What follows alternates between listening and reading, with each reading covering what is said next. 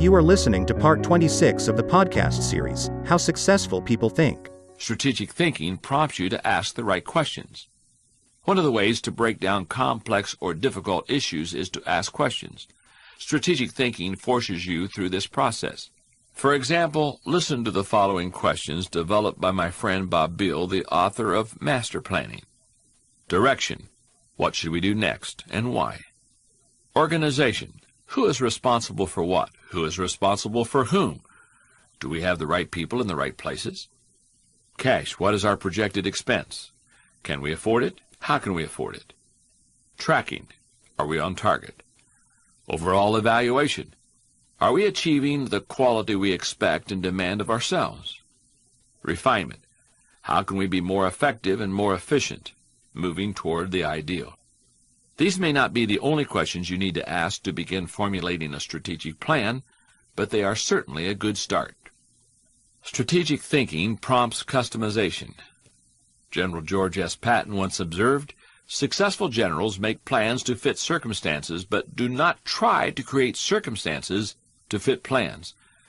An excellent illustration of Patton's belief can be seen in the circumstances surrounding the Battle of the Bulge, the last major German offensive of World War II.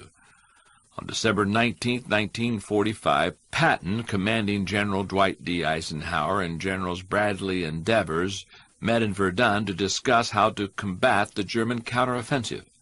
The 101st Airborne Division was trapped, and the more time that passed before an attempt was made to rescue them, the worse off they would be. It was decided that Patton should attack the southern flank of the Bulge with his Third Army.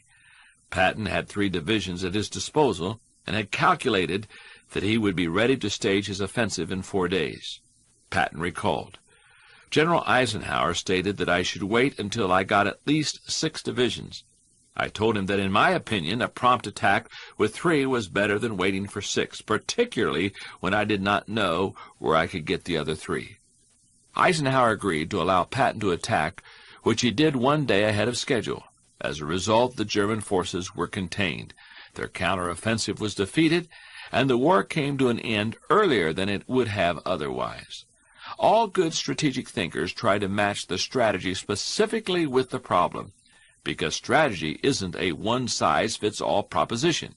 The intention to customize in strategic thinking forces a person to go beyond vague ideas and engage in specific ways to go after a task or problem. It sharpens the mind. Strategic thinking prepares you today for an uncertain tomorrow.